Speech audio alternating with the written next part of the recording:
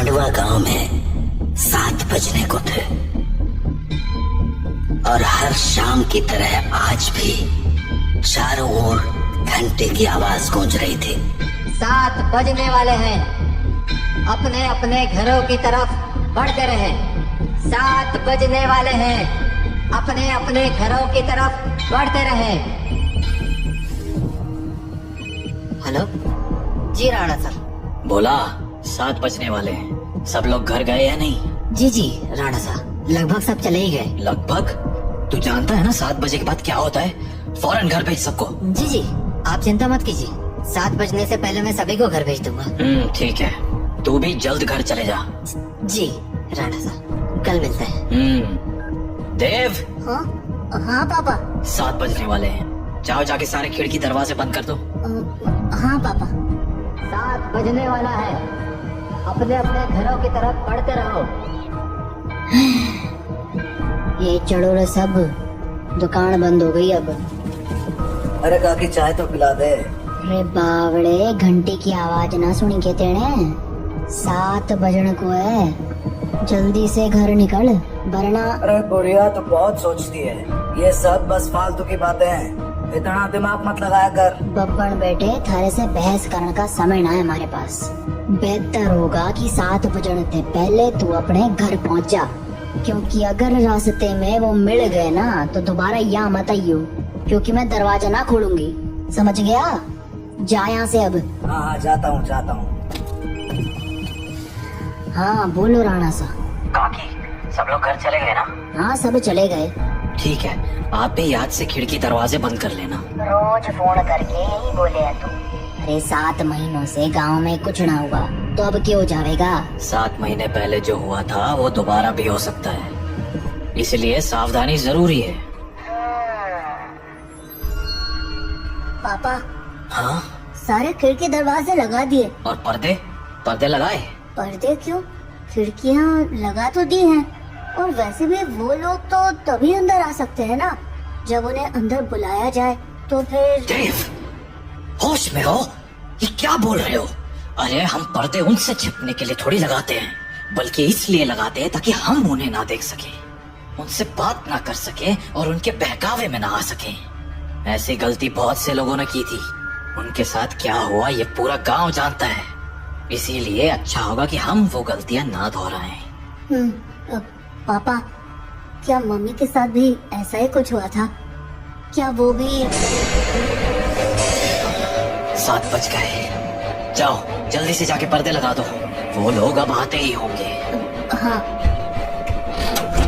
तो राणा सा की बात मानकर देव खिड़कियों पर पर्दे लगाने के लिए चला गया, पर अभी वो पर्दे लगा ही रहा था कि उसने ऐसा कुछ देखा जिससे उसके होश उड़ गए। देव बेटा। मम्मी, आप? हाँ बेटा, मैं ही हूँ। पर आप यहाँ कैसे? तुमसे मिलने आई हूँ बेटा। हाँ, पर आप तो मर गए थे ना? नहीं तो, देखो मुझे, मैं तो जिंदा हूँ। लेकिन पापा ने तो बोला आप मर चुके हो। फिर? तुम्हारे पापा झूठ बोल रहे हैं बेटा। मतलब आप मरे नहीं हो? नहीं, मैं तो बस रास्ता भटक गई थी, आज बहुत मुश्किल से तुम्हारे पास आ पाई हूँ, बस तुमसे मिलने। हाँ? सच्ची? हाँ बेटा, हाँ। अब चलो मुझे अंदर आने दो, 7 बज गए हैं, वो लोग आते ही होंगे। हाँ, मैं पापा को बोलता हूँ। नहीं नहीं, पापा को क्यों बुला रहे हो? वो मुझे देख तो पाएंगे नहीं, और जब तक मैं उन्हें समझाऊंगी तब तक तो बहुत देर हो जाएगी, इसलिए तुम ही जल्दी से दरवाजा खोल दो, जाओ। तो पर पापा ने 7 बजे के बाद दरवाजा खोलने से मना किया है। बेटा मेरे पास ज्यादा वक्त नहीं है, मैं ज्यादा देर तक बाहर नहीं रह सकती, तुमने दरवाजा नहीं खोला तो। नहीं, मैं खोलता हूँ। थैंक यू बेटा। तो देव अपने घर के दरवाजे पर पहुंचा और दरवाजा खोल दिया। और जब सामने कोई नहीं देखा तो उसने अपनी मम्मी को आवाजें लगानी शुरू की। मम्मी, मम्मी, अरे मम्मी कहाँ गई?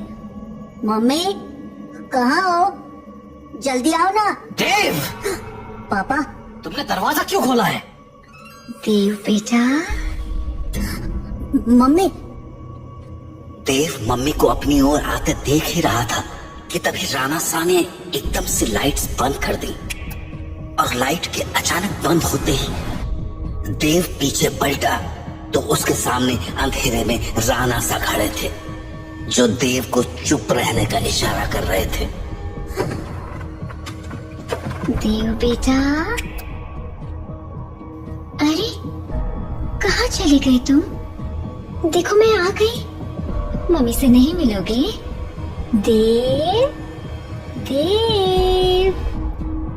नंदिनी देव को आवाज लगा रही थी पर वो वहां था ही नहीं क्योंकि राणा सा ने उसे बगल वाले कमरे में छिपाकर दरवाजा बंद कर दिया था।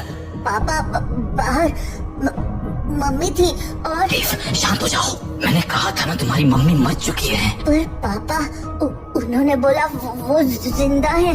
और देव बेटा, तुम अंदर हो ना? दरवाजा नहीं खोलोगे? तुम्हारी मम्मी आ गई। दरवाजा खोलो बेटा। पापा। कोई आवाज मत करो। लेकिन पापा, मुझे मम्मी से मिलना है। तुम्हें अगर सच में लगता है कि वो तुम्हारी मम्मी है तो उनसे कल सुबह मिल लेना, ठीक है? पर अभी के लिए शांत हो जाओ। राणा सा, ओ राणा सा, अरे मिलने दो ना मुझे देव से। कब तक झूठ बोलोगे उससे कि मैं मर चुकी हूँ? राणा सा, आप सुन रहे हो ना? पापा। बेटा बिल्कुल भी ध्यान मत दो और आंख बंद करके सो जाओ। पर पापा, मम्मी ये क्या बोल रही है? शांत रहो देव, कल सुबह मैं तुम्हें सब समझा दूंगा। पर अभी के लिए चुपचाप आंखें बंद करो और सो जाओ। तो देव अपने पापा के कंधे पर सर रखकर सो गया और जब सुबह हुई तो राणा सा देव को आवाज लगाते हुए बोले, देव उठ जाओ, सुबह हो गई है। हाँ सुबह हो गई तो मम्मी से मिल सकते हैं ना आप? आओ मेरे साथ, तुम्हें तुम्हारी मम्मी से मिलाता हूँ। लेकिन जैसे ही दोनों कमरे के बाहर आए वहां कोई नहीं था। हाँ? मम्मी कहाँ गई? मैंने कहा था ना कि वो तुम्हारी मम्मी नहीं थी। पापा वो मम्मी जैसे ही बात कर रही थी। बेटा मैंने समझाया था ना तुम्हें, पर्दे लगाने के पीछे की सबसे बड़ी वजह यही है कि हम उन्हें देख ना पाए, उनकी बातों में ना आ पाए। जैसे कल तुम आ गए। पर वो बोल रही थी कि वो मरी नहीं है, जिंदा है। अगर वो मर गई है तो यहाँ कैसे आ गई? एक काम करो, मेरे साथ आओ। हाँ? कहाँ पापा? बस चलो मेरे साथ, तुम्हें कुछ दिखाना है। तो उसके बाद वो दोनों गांव के लगभग बाहर चले आए और वहां पहुंचते ही देव बोला, पापा हम लोग यहाँ क्यों चले आए? बताता हूँ, पर पहले आस पास देखकर ये बताओ कि यहाँ क्या दिख रहा है तुम्हें? यहाँ तो कुछ भी नहीं है। आसपास बहुत सारे पेड़ हैं। सामने गांव से बाहर जाने का रास्ता है और पास में बब्बन भैया का घर है। तुम्हें कहीं पर कोई बस दिख रही है क्या? हाँ, वो उस तरफ एक पुरानी सी बस है। क्यों? बेटा ये वही जगह है जहाँ तुम्हारी मम्मी की मौत हुई थी। हाँ, उस दिन हमें शहर से लौटने में देरी हो गई थी और गांव पहुंचते पहुंचते सुबह के 4 बज गए। सूरज निकलने में थोड़ा वक्त था तो गांव के सभी घरों की खिड़की दरवाजे बंद ही थे। इसीलिए सुबह होने तक हमारे पास झाड़ियों में छिपे रहने के अलावा कोई चारा नहीं था। हम लोग एक झाड़ के पीछे छिपे ही थे कि मैंने तुम्हारी मम्मी की एक आवाज सुनी। नंदिनी, क्या हुआ? राणा साहब, उन्होंने हमें देख लिया है। हमें कहीं और जाना पड़ेगा। हाँ, पर कहाँ? आसपास कोई घर है? घर तो है, पर मुझे नहीं लगता कि अभी कोई दरवाजा खोलेगा। तो अब क्या करें? वहाँ एक पुरानी सी बस है, हम उसमें जाकर छिप सकते हैं। हाँ ठीक है, चलो। तो हम दोनों फटाफट उस बस के पास पहुंच गए। पर फिर क्या हुआ? मैं तो बस के अंदर चला गया, पर तुम्हारी मम्मी मेरे पीछे नहीं आ पाई, क्योंकि वो बाहर खड़े होकर किसी से बात करने लगी। क्या हुआ बेटा, क्यों रो रहे हो? आंटी, मुझे बहुत डर लग रहा है। मैं बाहर छूट गई हूँ। मेरा घर बहुत दूर है।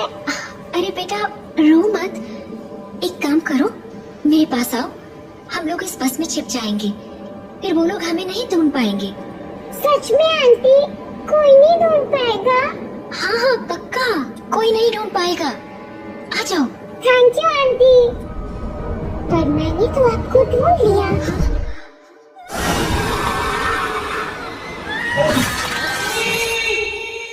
मैं नंदिनी को बचाने के लिए बस के बाहर जाने लगा, पर तब तक बहुत देर हो चुकी थी। बस को उन लोगों ने चारों तरफ से घेर लिया था। हेलो अंकल, बाहर आओ ना, खेलो हमारे साथ। और शायद मुझे देखकर हंसे जा रहे थे।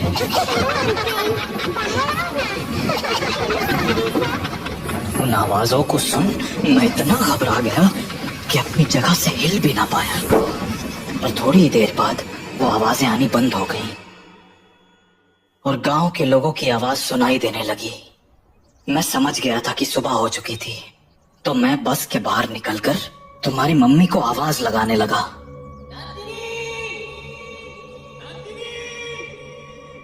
पर वहां अब कोई नहीं था। मैं कई दिनों तक उसके लौटने का इंतजार करता रहा, पर वो नहीं लौटी।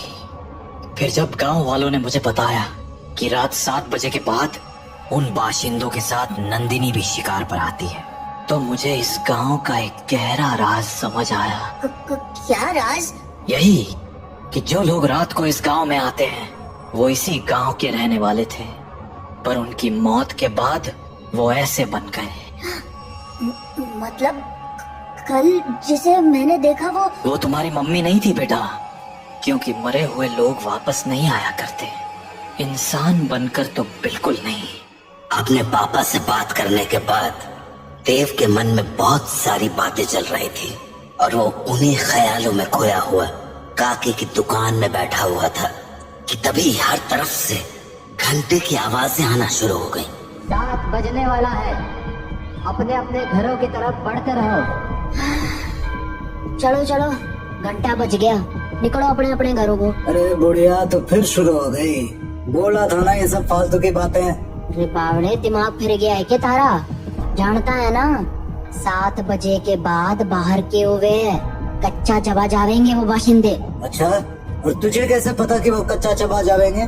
क्योंकि आज तक जो भी रात को बाहर रुका है वो मारा ही गया है। अच्छा, फिर थारा राणा सा कैसे बच गया?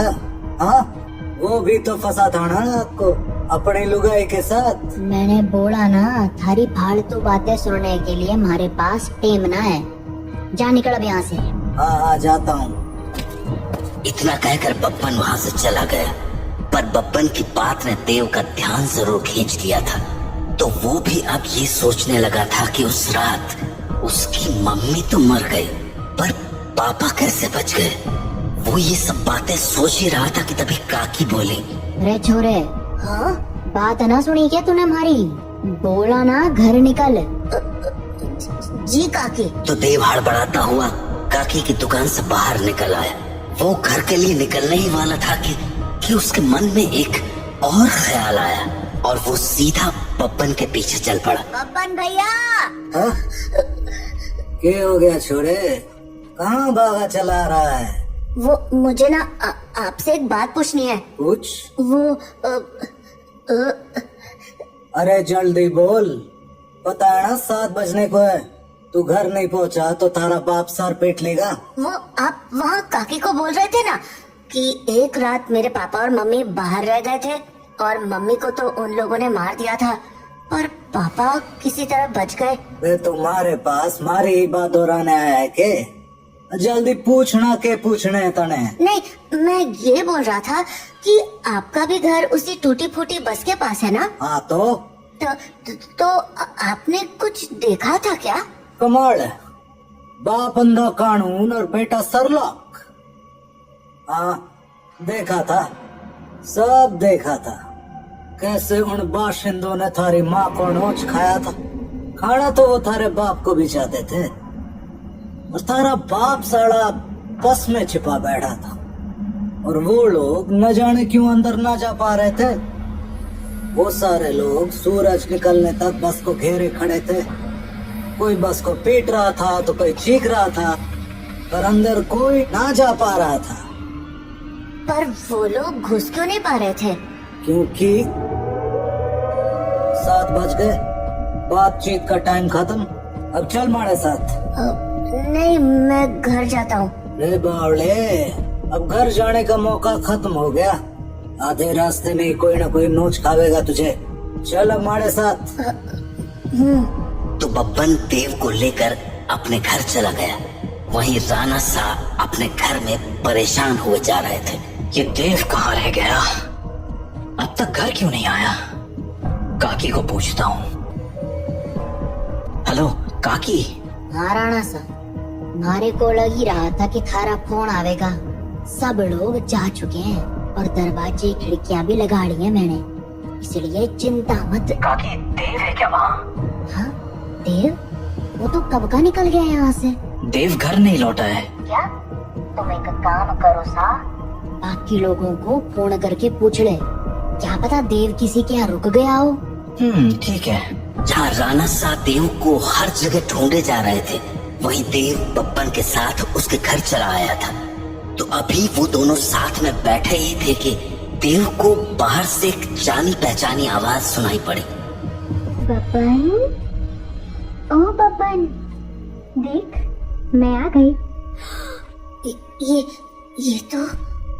ये तो मेरी मम्मी की आवाज है। सही पहचाना छोड़े, तारी मम्मी ही है बाहर। अब एक काम कर, यहीं रुक और यहाँ से तमाशा देख। तो बब्बन खिड़की के पास गया और पर्दे हटा दिए। हाँ छोरी, बुला रही थी ना मैंने, ले देख मैं आ गया। कितना इंतजार कराता है तू। इंतजार? अरे अभी तो आई तू। मैं तो रोज ही आती हूँ, तू मुझसे कभी मिलता ही नहीं। अरे थारे से तो रोज बात करूँ मैं। हाँ, पर मिलने का मतलब बस बात करना थोड़ी होता है, करीब भी तो आना होता है ना। अच्छा, मारे करीब आना साता ने। और नहीं तो क्या, खोलना दरवाजा। कमाल है छोरी तू भी, अपने राणा सा को इतनी जल्दी भूल गई। जो राणा सा देखेंगे नहीं, वो उन्हें पता कैसे चलेगा। कमाल है तू भी। वैसे थारे बेटे का क्या, वो तो देख सके है ना। ओफो बब्बन, तू भी ये क्या बातें करने लगा। हम दोनों के बीच में किसी दूसरे का क्या काम। जाना, दरवाजा खोल देना, मुझे तेरे से अच्छे से मिलना है। अच्छा चल ठीक है, खोल ही देता हूँ दरवाजा अब। तो बब्बन दरवाजा खोलने जा ही रहा था कि देव बोला, बब्बन भैया दरवाजा मत खोलना, वो मेरी मम्मी नहीं है। अरे यो बात तो मने भी पता है, यो थारी माँ तो अब बिल्कुल ना रही। अरे बब्बन भैया, मैं सच कह रहा हूँ, वो इंसान नहीं है। वो इंसान है या नहीं, ये तुझे अभी पता चल जाएगा, तू बस देखता जा। तो इतना कहकर बब्बन ने दरवाजा खोल दिया और सामने खड़ी नंदिनी से बोला, हाँ छोरी, मिलना था ना तने मारे से, आजा अंदर आजा। बब्बन की बात सुनकर देव की तो होश ही उड़ गए, पर तभी कुछ अजीब हुआ। उसने देखा कि उसकी मम्मी दरवाजे पर तो खड़ी थी, पर दरवाजे से अंदर नहीं आ रही थी। क्या हो गया, रुक क्यों गई, आजा अंदर। नंदिनी कुछ देर तो वैसे ही खड़ी रही, पर फिर बोले, तू बाहर क्यों नहीं आ जाता बब्बन, मैं तुमसे यही मिल लूंगी। अरे अभी तो अंदर बुलाने को कह रही थी, अब बाहर बुला रही। देख छोरी, आना तो तुझे ही पड़ेगा, अब सोच ले। तू भी ना बब्बन, कितना इंतजार कराएगा, आ जाना बाहर। नंदिनी के जवाबों को सुनकर देव के मन में बहुत सारे सवाल उठने लगे थे, जैसे कि उसकी मम्मी घर के अंदर क्यों नहीं आ रही थी, और वो बार बार बब्बन को बाहर आने को क्यों कह रही थी। देव धीरे धीरे बब्बन के पास पहुंच गया, पर इससे पहले कि वो बब्बन से कुछ पूछता, उसे नंदिनी ने देख लिया और वो बोली, अरे बेटा देव, तुम भी यहाँ हो? आओ ना, मम्मी से नहीं मिलोगे? कल हम मिल नहीं पाए थे ना? आ जाओ, आज मिलते हैं। देखो, बाहर तुम्हारे साथ खेलने के लिए इतने सारे बच्चे भी हैं। हम खूब मजे करेंगे। आ जाओ बेटा। नंदिनी और उसके साथ उन बच्चों की टोली को देखकर देव को डर तो बहुत लगा, पर उसने नंदिनी की बातों पर ध्यान न देते हुए बब्बन से पूछा, बब्बन भैया, दरवाजा तो खुला है और आपने मम्मी को अंदर आने को भी बोल दिया है, फिर वो अंदर क्यों नहीं आ रही हैं? और ये बच्चे भी बाहर ही खड़े हैं, क्यों? समझदार लगे तू, सही सवाल पूछना जाने। हाँ, मतलब यो कि जिस रात मैंने थारी माँ को मरते हुए देखा, उस रात मैं भी यही सोच रहा था कि आखिर इन बाशिंदों ने थारे बाप को क्यों नहीं मारा, वो बस के अंदर क्यों ना गए। तो अगली सुबह मैं बस के अंदर गया, ये देखने कि आखिर वहाँ ऐसा था क्या जिसने उन बाशिंदों को रोक दिया था। पहले तो मुझे कुछ समझ नहीं आया, पर फिर मुझे जवाब मिल गया। क्या जवाब? वो देख, हाँ? यो है रुद्राक्ष की माला। यही वो चीज थी जिसने थारे बाप की जान बचाई थी। बस के अंदर यही लटकी हुई थी। मुझे इसके पीछे की वजह तो ना मालूम है, पर इतना जरूर पता है कि इस रुद्राक्ष की माला को दरवाजे पे टांग दो तो ये साले चाकर भी घर के अंदर नहीं घुस पाएंगे। सच में? और नहीं तो क्या। तो आपको पक्का पता है कि ये इसी रुद्राक्ष के कारण अंदर नहीं आते हैं? रुद्राक्ष उतार के दिखाऊं? देखेगा क्या होता है? हाँ? नहीं। छोरे, ये कोई पहली बार नहीं करा है मैंने। सारी जांच करने के बाद ही अपने दरवाजे पे टांगा है इस रुद्राक्ष को, समझ गया? ये ले, थारे बाप ने फोन मिला दिया। हेलो, हाँ राणा सा, हाँ, चिंता ना करो, थारा छोरा हमारे पास ही है और पूरी तरह सुरक्षित है। चलो, शुभ रात्रि।